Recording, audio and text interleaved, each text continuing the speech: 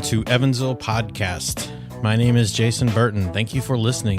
On today's show, Mr. Matt Hart returns to talk to us about reACT to bullying. You may know Matt as Atticus Finch. He performed as Atticus in the Evansville Civic Theater production of To Kill a Mockingbird. That was directed by Kensington Blaylock-Eck, who happens to be my guest co-host for this episode.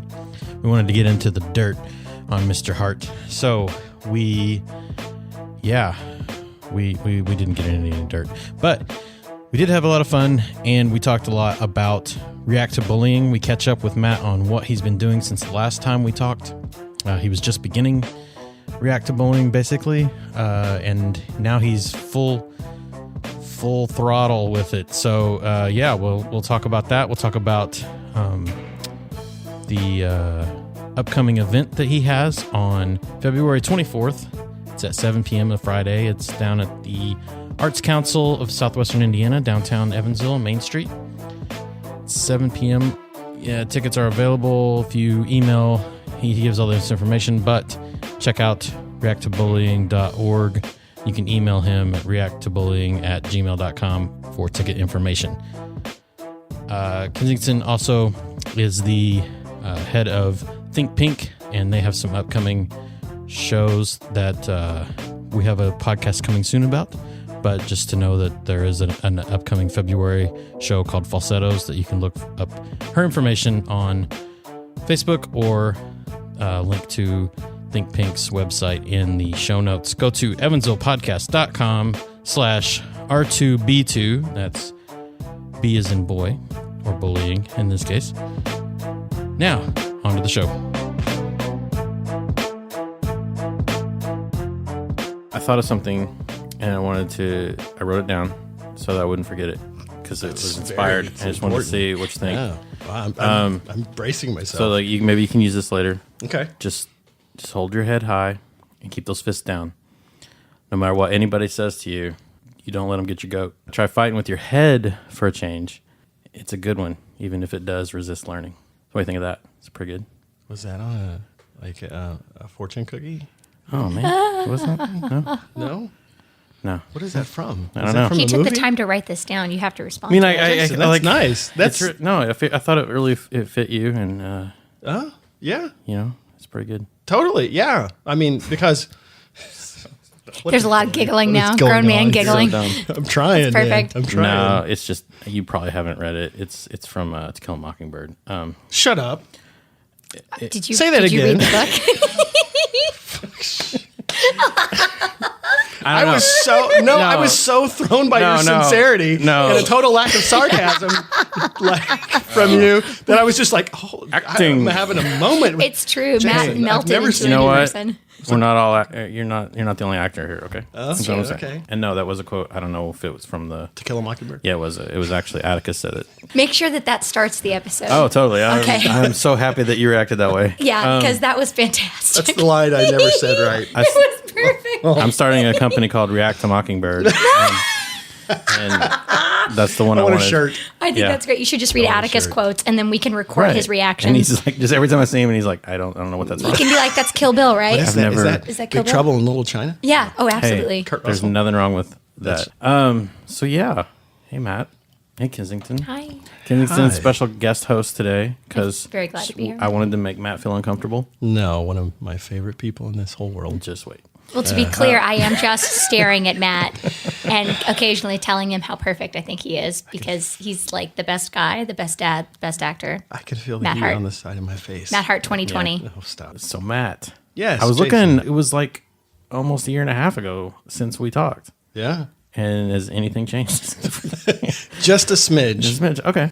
When we talked, you'd started, Right. but you're still working at Gibson Southern, Right. which you not doing anymore, right? Decided, ultimately at that point, it was like I had used 8 personal days of my 10 personal days, and teachers essentially are given sort of, at least in that corporation, like 3 personal days each day. Mm-hmm. You know, I had built up 22 different schools, I think, at that point that I had visited. And going back down to 3 personal days for the following year, I knew I was either going to take a massive kind of step backward, even being able to go out and reach schools or to go for it, to take the leap. And so took that scary leap. At any point before the decision that I sort of wavered, it's funny how something will pop up or, an email or run into somebody.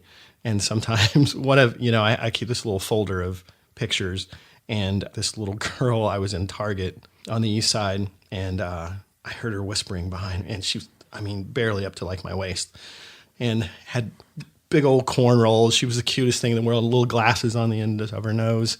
And I heard her go, and I take a look behind me, and she's pointing at me, and she's next to her mom. And I actually had been at her school that day. And I said, I think I recognize you. She goes, yeah, you were at my school. I said, get over here. Let's get a picture. Will you be mean?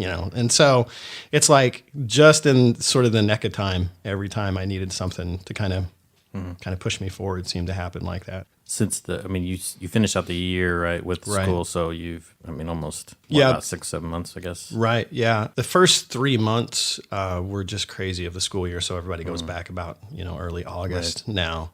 And then the state of Indiana says by mid-October, every school will be able to sort of show some sort of way that they've addressed bullying. And so October was just bonkers. It was, double booked every day. I don't think I had a day off in October. I'll take it. That's great. Yeah. But since then, certainly it's kind of seasonal, I've noticed, because, like when schools have to wrap up around the Christmas year, or they have testing or something like that, then guest speakers normally are not the priority at that time. Right. Since the first of the year, it's kind of lightened up a little bit, but that's also given me an opportunity to work on a few other things, like a book. I'm working on a book for the kind of elementary school grades with some curriculum pieces to go along. So I get to work on that. And then a couple corporations, have reached out to me, and really kind of like a health and wellness for their employees, have asked me to come in and just present to their employees of sort of, this is, as a parent, like this is what to look for. And here are some preventative measures, maybe even, and, some other things are sort of coming at me. Which is pretty cool, because it's kind of a cool break from schools. That's where, I reach the biggest crowd, but I think as basically an independent entrepreneur, you got to look around and like, how can I make this thing continue to keep working? So certainly, kids and helping them out, helping out schools, administrators, and everybody like that, because they're normally in the room too. That's my priority. But then you do have to fall back on, I have a family and a couple twins on the way. Not a couple twins. That would be 4. A couple twins. Yikes, man. Whoa. Yeah. So you have to, sort of make it something that's sustainable. So that's kind of what I'm working on now. Cool. Yeah. So briefly, maybe we can, you can listen to the other podcast that explains it very well of what you do, but so what is reACT to bullying? Sure.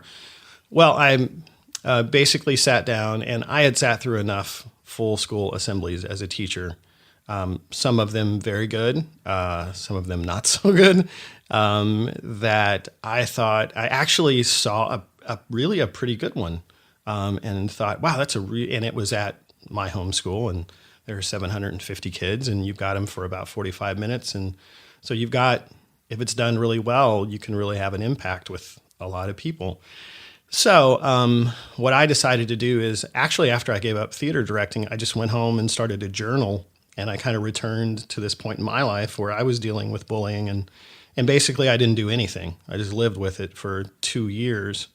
My son at that time was about to hit the middle school age. And so I really just was like, as a parent, what should I even say to him? If he comes home and says something to me, what in the world, and most of us hear a couple basic things: be nice and ignore them. That's basically what I did for 2 years, and that's no way to live. And then, go punch him in the mouth, which is also frowned upon, I will tell you.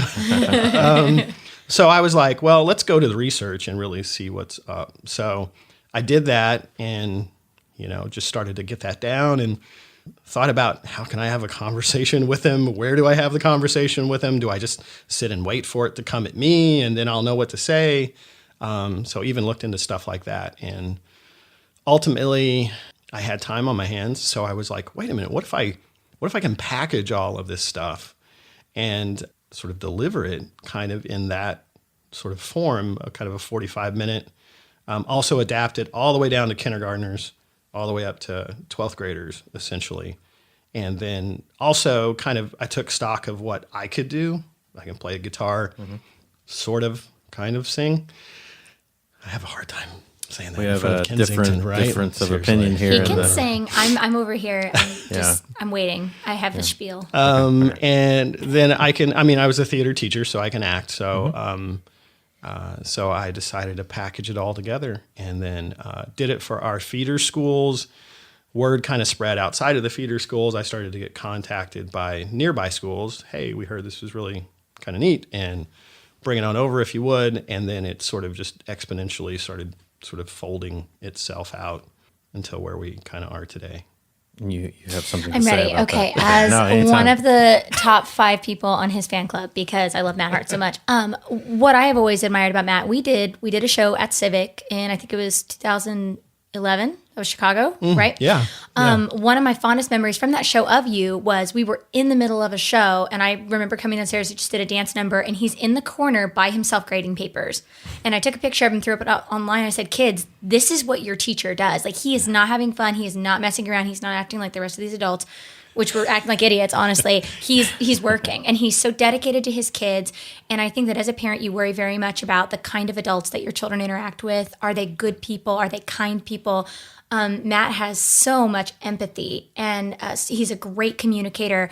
And to watch him deal with children and to watch the way that he interacts with children is really powerful. Whenever we did To Kill a Mockingbird together last year, I mean, it was a no-brainer. You saw him with these kids, and he felt right to be around these children. He feels like a dad, but he feels like a friend. He feels like someone you can confide in. So, and this extends so much further than just the classroom, because even now on Facebook, I'll see parents post things like, oh, my daughter had this issue with bullying today. I don't feel like the school is addressing it.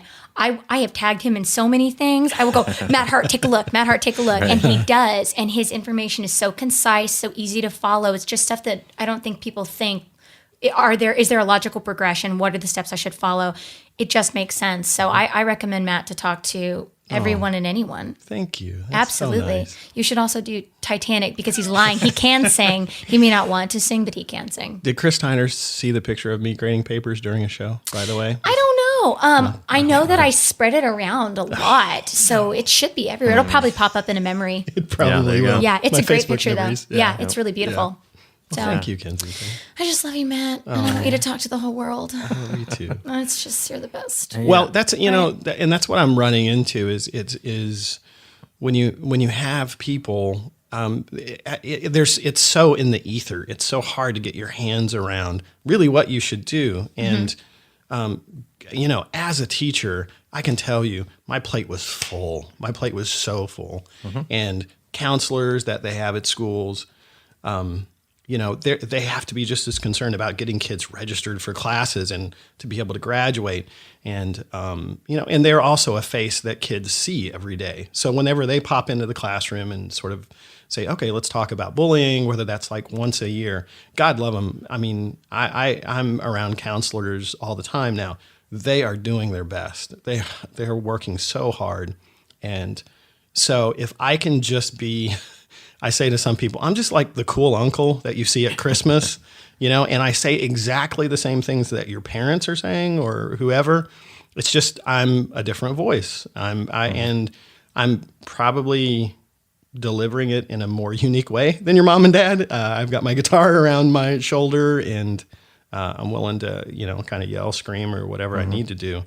So, I mean, there's a certain amount of like, I got to grab them by their ears and kind of shock them or give something to them to make them kind of take a look, but then keep it concise. Like that's the whole reason for the name, like break it down to 3 words. And as a teacher, you start learning that, in a 50-minute class, people can't remember 12 things. They can remember 2. So you have to really hammer those homes. And I remember as a teacher, I'm like, I feel like I'm saying, okay, kids, I'm going to tell you these two things.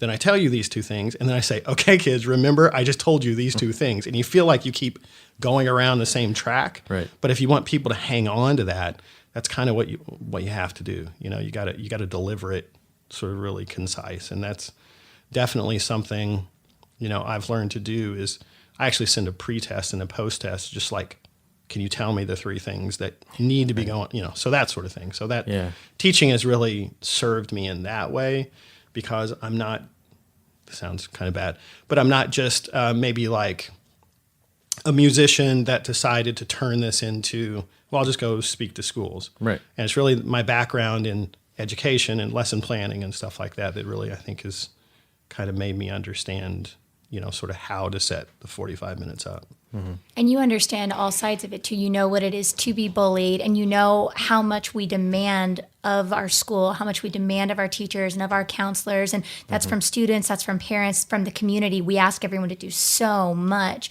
And to have you in there to reinforce those things, I mean, it is huge. You're the cool guy who gets to come in and just say what everybody else wants to say, and sometimes just doesn't have time to say. Yeah. And you linger. They'll remember you.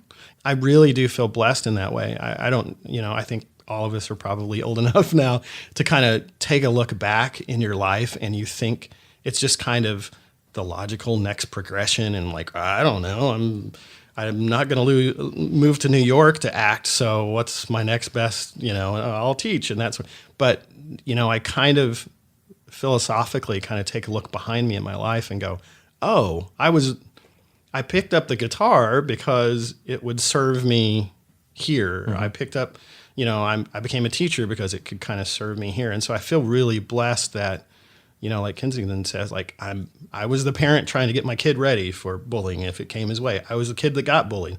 I was the teacher. I was, you know, I've been in a principal's office to see a parent come in who thinks, you know, their child is going through bullying.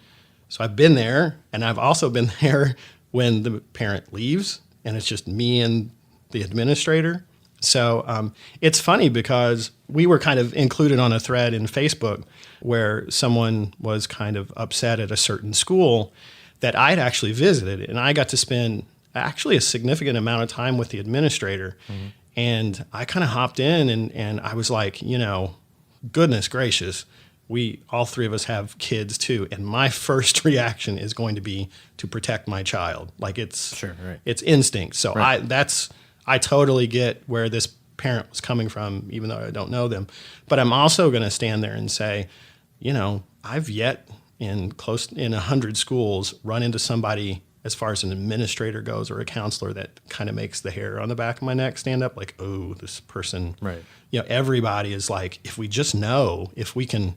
You know, if we're informed, we're going to help kids, because ultimately, I still say this, it's a rare person as an adult for me to say what I do and not see a look come over their face. And that look is whoever that kid was in their life. Right. And they get a far off stare. And if we have enough time, they'll say, third grade. And they'll give me a name, and they'll tell me where this normally happened, if it was at school or on the walk home or, you know, basketball practice or whatever.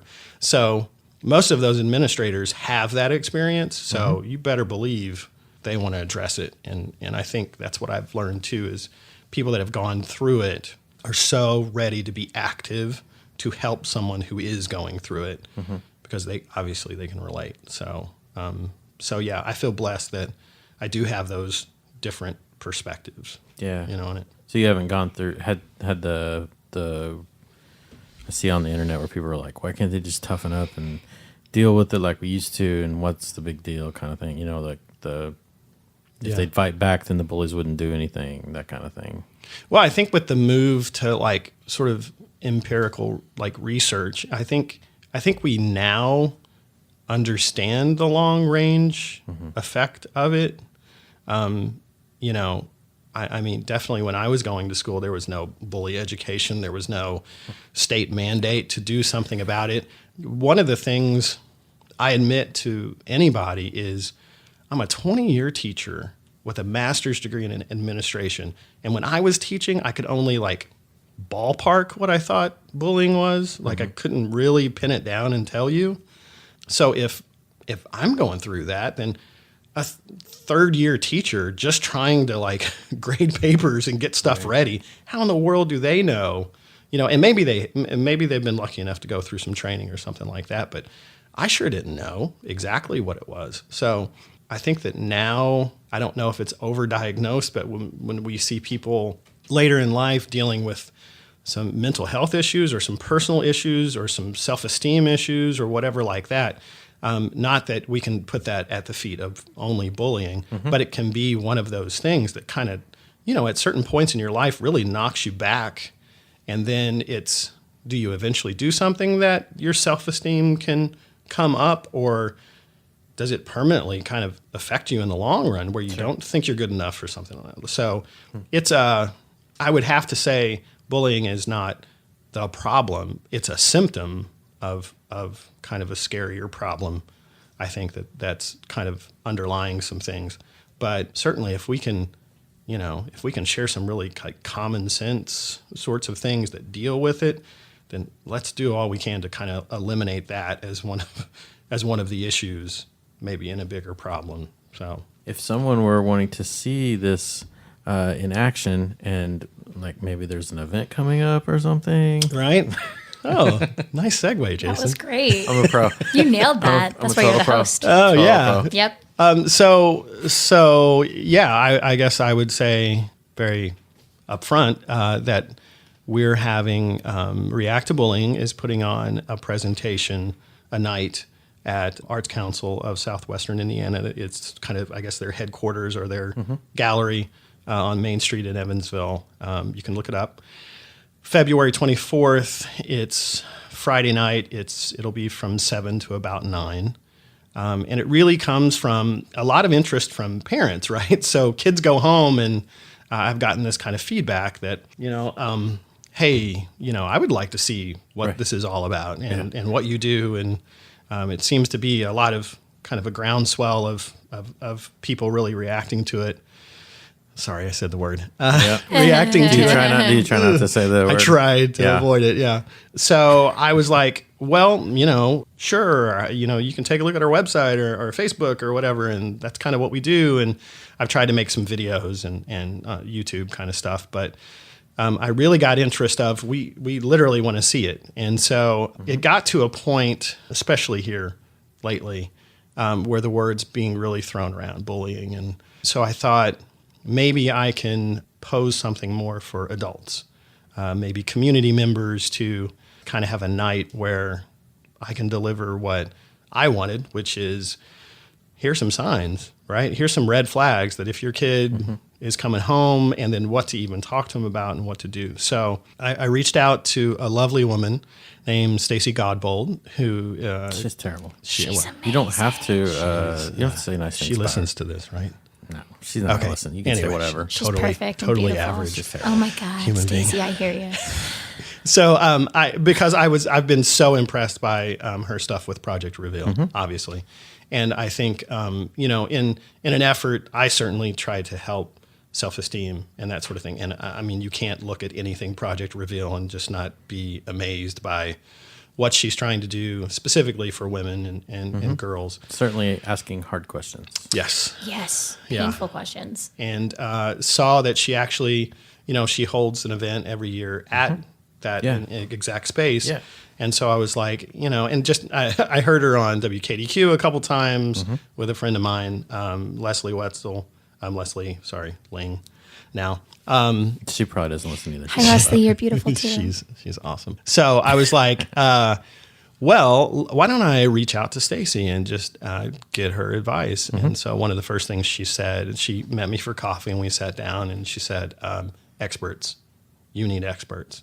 If you're going to ask people to come in and sit down, it can't just be you and what you've kind of gone through. And we talked about what the target audience was, you know, and certainly parents, but I hope some community members show up, especially if they have something to do with organizations in our city, you know, just what to look for, sort of almost like a school would. So I've reached out to Youth First, which provides almost at least one counselor in about every school in Evansville, and they do fabulous work. They're amazing, especially with their limited resources. Speaking of that, Youth Resources, they really provide a lot of leadership opportunities and sort of team building opportunities for kids, specifically in the Evansville area. Had a really cool coincidence of the Tri-State Alliance reaching out to me. Wally Painter, one of the guys in charge over there, asked me to speak on a panel about LGBTQ rights and possibly bullying in schools. And so I asked him, obviously, if he would like to be a part of the night. He said yes. There's a little theater company called Think Pink. Ooh, what's that? I don't know what that is. Sounds really cool. But Well, sounds edgy. Yeah, every play, everybody dresses all in pink. It's kind of that's cool. Oh, it That's sounds cool. like my dreams. It's a different sort of take on live theater. No, Right? So I really just wanted to, at that point, to kind of hold up some things that are going on in Evansville. And so obviously the lovely Kensington, I asked her if her and Summer would maybe provide a little soft shoe, a little Absolutely. singing and Anything dancing. for you. So, Always. so it's going to be a great night that I really feel like parents and adults, and it'll be geared towards adults, but certainly kids. I mean, there's nothing that's going to, it's not, rated anything in particular, but it will be really focused for sort of parents and adults and people who are head of organizations in Evansville. And so then I want them to be in the room and hear about Youth First and Youth Resources. And even the one thing that Kensington and I both know is self-esteem comes from getting up in front of people and performing and that sort of thing. So that will be talked a lot on that night, which is just to have your kids involved in things other than just home or coming home and playing video games or that sort of thing, that get out there and be a part of something and gain that self-confidence. So that's just the short list right now of people who are going to be there and be represented. Cool. So yeah, it should be a great night. It should be a lot of fun. And I can't move on without telling you who the hostess with the mostest is, your friend and mine. Drum roll. Mary Allen from 6th Street Sobering. She's perfect. I'll cut this. That's fine. Okay. He's going to cut it out. That's perfect. The queen of Haney's Corner. No. She's pretty great. She doesn't need any more pubs. She's done. How many times has she been on this podcast, by the way? I've deleted all those episodes. Oh, excellent. So they're always new. Yeah. And what day was the event again? Friday, February 24th. 24th. Gotcha. And they can go to reACT to Bullying and just email us at reactobullying@gmail.com. Okay. Yeah, for tickets. Okay, perfect. And I will fangirl you one more time and reiterate that you don't have to have children to come to this event. This is very valuable. I know that for my theater company in particular, I'm going to make sure that our staff, our company members know about the event, because bullying happens. It happens with adults. It happens with babies. It happens all the time. And it's valuable babies for are the everyone. They're the worst bulliers. My toddler is living with a dictator. She's a beautiful dictator. So bad. Yeah, she will punch me and send herself to her room. Then what do? No, I do like the corporate thing that you mentioned earlier. That is an interesting way, and we didn't really touch on that on the previous episode. That that it makes total sense that these big companies would have. It's not like bullies stop bullying when they grow up. They just do it a different way, right? If anything, it just gets passive aggressive. Yeah. Right. Yeah. There's the way that the first corporation that I worked with got in a conversation with the head of their HR, which is corporations are not blind to the fact that education sort of a few years ago said, bullying is something that's in our schools and that we should probably kind of address. And so it started to be this kind of like, here's an online resource for any school that wants to go here and sort of, take a look at things. And then it got to sort of the talk started to happen as far as like state legislature went, that volunteer, we would like for you to volunteer and do some things in your school. Let's make an anti-bullying month. And then it got down to a specific week.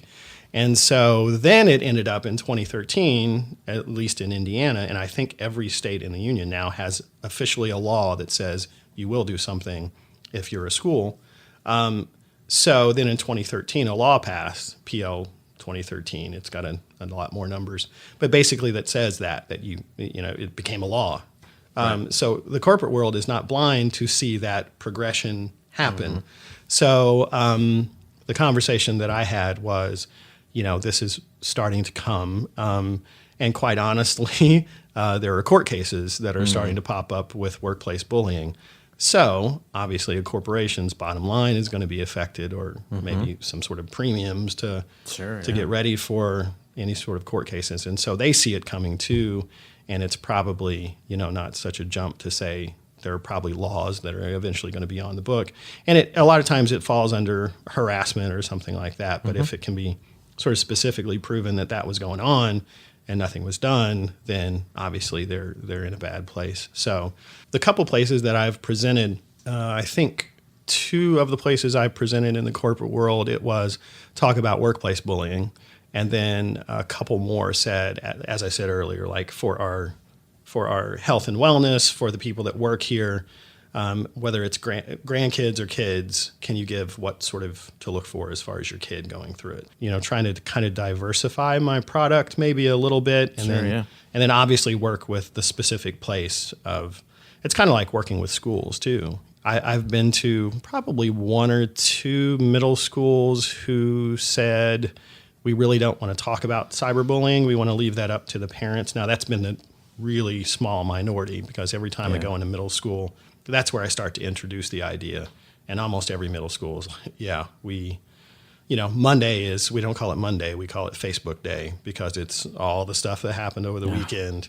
That's what we deal with on Mondays anymore. So, just like treating people as clients, really, and like, what do you need here? What are some things I should stress or something like that? So, and then I've recently, churches have started to reach out to me. So I'm putting together some things there. And, that's a little different sort of thing too, because I think I'm working with someone right now that they definitely want to put their own belief systems and generally what I've found is probably really the most valuable thing as far as specific to the school that I'm at, or the company, or now the church, is to leave some time for some representative of theirs to come up and say, okay, we've been stressing this, or this is important to us. So that it's that kind of, I try to make it kind of seamless, that I'm just not, Chuckles the clown coming in here and doing my thing for 45 minutes, like, bye kids. Poor Chuckles. Poor Chuckles. So anyway, it kind of works like that, to leave them a little spot there towards the end. To say what they want to do or add to it. Makes sense. Well, you mentioned too that, when I was in school, there was no kind of bullying talk. We didn't know what it was. Even now, my daughter, who is 2 and very bright, she likes to direct other children. And someone the other day said, "Oh, she's being a bully." And I said, "Oh, that's not what bullying is." No. I have a friend who told me what bullying is, and that is not it. Yeah. So as He's an an adult, expert. Sounds handsome. exactly. He's very smart and handsome. But adults, some people don't know they're bullies, and they don't know how to react to bullying. I was Right. leaving you an opportunity to say to bullying. Thanks. To bullying. Well done. But some people just don't know. So to have that kind of education as an adult, that's pretty invaluable. If it's not clearly defined, or if it's not clearly understood, then we clearly don't even know when to get involved with it.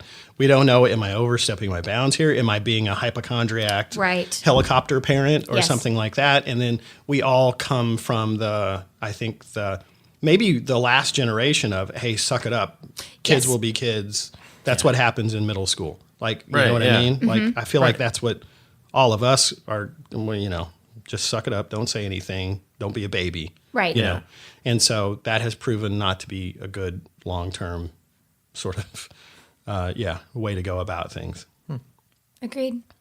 If you don't know how to cope, what do you do? Yeah. Right. Is now the appropriate time to ask any listeners to draw a picture of Matt on a unicorn? Yes, that's perfect. And send it in to you, like via email? You could post it on your website? Yep. Wow. Okay. Absolutely. On a I unicorn. can't wait.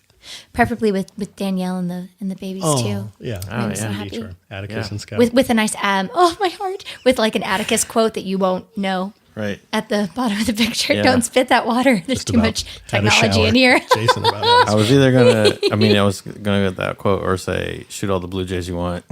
There we go. But I was like, that's pretty easy. if you hadn't picked that up right away, That's pretty easy. I would have But escorted maybe him. I should have. Well, maybe would have helped him. I was thrown by your sincerity. You melted Yeah. though. Like I watched you physically melt. Like, oh, he's not kidding. Yeah. With Jason, you never know. He's tricky. You never know. Thanks, Matt. And thanks, Kensington, for Thank you. co-hosting. Absolutely. Appreciate Allowing it. me to Thanks for coming, shower having me him come with back. I compliments. appreciate it. No, anytime. Thanks, man. Thanks again to Matt and Kensington for joining me on this episode. For any information about the stuff we talked about, go to evansvillepodcast.com/R2B2. You can also check out previous episodes, evansvillepodcast.com.